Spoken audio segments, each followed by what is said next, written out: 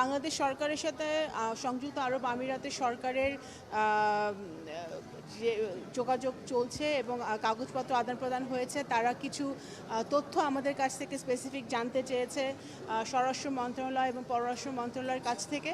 সেটা আমরা তাদেরকে সরবরাহ করেছি, কাজ চলছে। আমরা আশা করছি খুবই শীঘ্রই এই অভিযুক্ত আসামিকে বেনাজিরকে ঢাকায় বাংলাদেশে ফিরিয়ে এনে তার বিচার কাজ এখানে সম্পন্ন করা যাবে।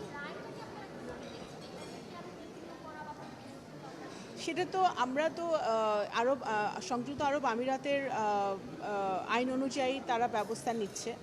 সেটা অবশ্যই আমাদের সরকার তাদের সাথে কথা বলবে, আমাদের হোম মিনিস্ট্রি তাদের সাথে কথা বলে পরবর্তী কী পদক্ষেপ আমরা নিতে পারি সেটা আমরা সিদ্ধান্ত নেব।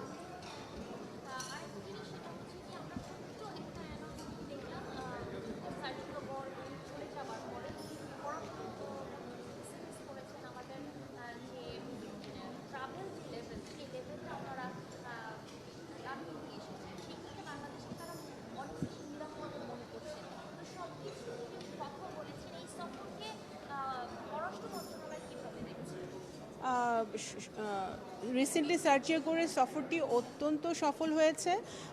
আমাদের যেই দ্বিপাক্ষিক বৈঠকগুলো হয়েছে সেই দ্বিপাক্ষিক বৈঠকগুলোতে আমরা বুঝতে পেরেছি যে যুক্তরাষ্ট্র বাংলাদেশের সাথে আরও নিবিড়ভাবে সম্পর্ক গড়তে চাচ্ছে। আমাদের যে সম্পর্ক ইতিমধ্যে আছে সেটা আরও উন্নত কিভাবে করা যায় সেই ব্যাপারে আলোচনা হয়েছে। মাননীয় প্রধানমন্ত্রীর সাথে অত্যন্ত সফল আলোচনা হয়েছে। আমেরিকান ইনভেস্টররা বাংলাদেশে আসতে খুবই আগ্রহী। রিসেন্টলি একটা বিজনেস ডেলিগেশন আসবে বাংলাদেশে, এবং এরপরেও আমেরিকান ইনভেস্টররা বিভিন্ন সেক্টরে, টেকনোলজি, এগ্রিকালচার, গার্মেন্টস, বিভিন্ন ডিফেন্স, বিভিন্ন সেক্টরে আমাদের আমেরিকান ইনভেস্টররা আগ্রহী এখানে বিনিয়োগ করার। তারা সেই উৎসাহ প্রকাশ করেছে, সেই ইন্টারেস্ট তারা দেখিয়েছে। ডিফেন্সে আমাদের সাথে তাদের কোঅপারেশন আছে, এনার্জি সেক্টর আমাদের সাথে তাদের কোঅপারেশন আছে। বিভিন্নভাবে আরও ভালোভাবে তাদের সাথে আমাদের কাজ করার একটা সুযোগ তৈরি হচ্ছে যুক্তরাষ্ট্রের সাথে।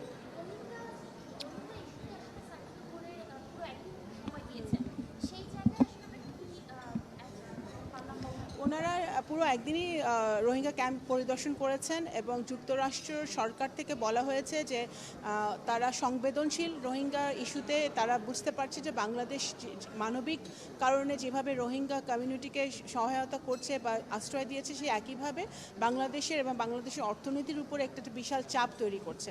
তারা ফান্ড ক্রাইসিসের কথা বলেছে। এখানে ফান্ড যেহেতু সংকুচিত হচ্ছে, এত 1.3 মিলিয়ন জনগোষ্ঠীকে এখানে তাদের কিভাবে তাদের ভরণ পোষণ, এডুকেশন সব কিছুই সমস্যার মধ্যে আছে।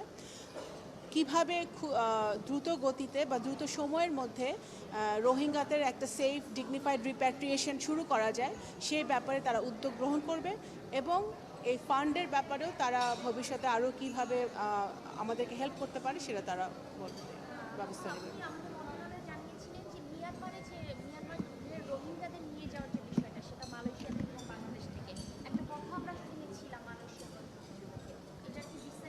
না, এখনো বিস্তারিত আমরা কিছু জানতে পারিনি, আলোচনা চলছে। ধন্যবাদ।